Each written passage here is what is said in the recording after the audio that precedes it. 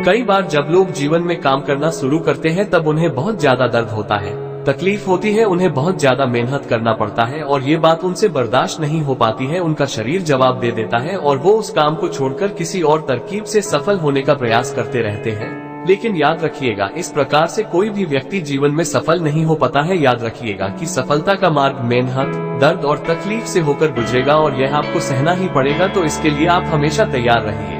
अगर आप हमारे चैनल पर पहली बार हैं तो हमारे चैनल को सब्सक्राइब जरूर कर नोटिफिकेशन के लिए साथ में बेल आइकन भी प्रेस कर लीजिए। एक बार एक मूर्तिकार अपनी छीनी और हथौड़ी से एक पत्थर को भगवान की मूर्ति का आकार देने का प्रयास कर रहा था। जैसे ही वो छीनी पर अपना हथौड़ा चलाता, वो पत्थर चिल्लाने लगता और कहने लगता कि ये क्या कर रहे हो, मुझे इतना मार क्यों रहे हो, मुझे बहुत दुख हो रहा है, तकलीफ हो रही है, पीड़ा हो रही है, मुझे अपने हाल पर छोड़ दो और यहाँ से चले जाओ।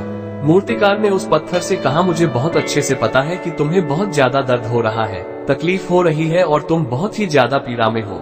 लेकिन यदि आज तुमने इस दर्द को नहीं सहा, इस तकलीफ को नहीं सहा, तो जीवन भर तुम यही इसी प्रकार से पड़े रहोगे।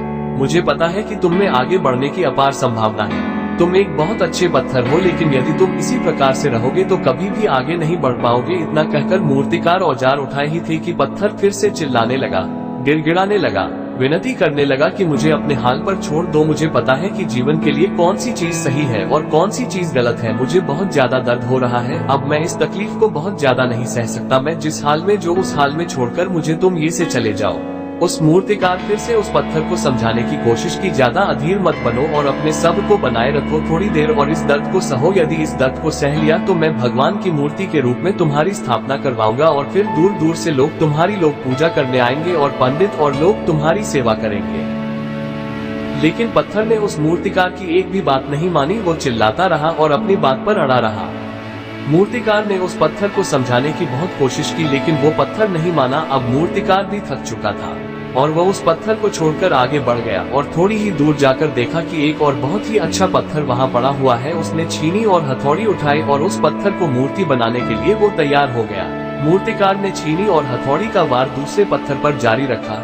दूसरे पत्थर को भी दर्द हुआ, तकलीफ उससे भी हुई, लेकिन उस पत्थर ने बर्दाश्त कर लिया और देखते ही देखते थोड़ी समय के बाद उस पत्थर ने भगवान की मूर्ति का रूप धारण कर लिया। थोड़ी दिन बाद उस मूर्ति की एक मंदिर में स्थापना हो गई। धीरे धीरे करके लोग वह पूजा पाठ करने आने लगे। लोगों की मन्नतें वहां से पूरी होने लगी और वह मंदिर बहुत ही ज्यादा प्रसिद्ध हो गया।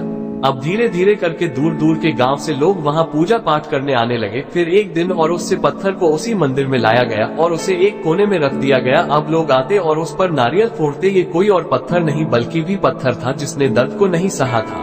अब वो पत्थर मन ही मन बहुत ज्यादा पछता रहा था, दुखी हो रहा था और अपने आप से कह रहा था कि काश मैंने उस दिन उस दर्द को, उस तकलीफ को सह लिया होता तो आज लोग मेरी भी पूजा करते।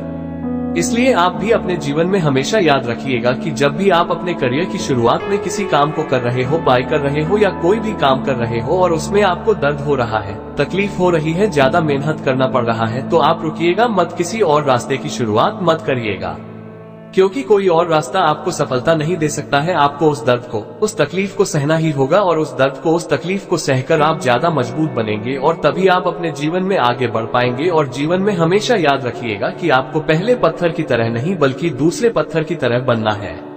दोस्तों, ये ऐसे ही ज्ञानवर्धक और मजेदार कहानियों के लिए हमारे चैनल को सब्सक्राइब जरूर करें। धन्यवाद।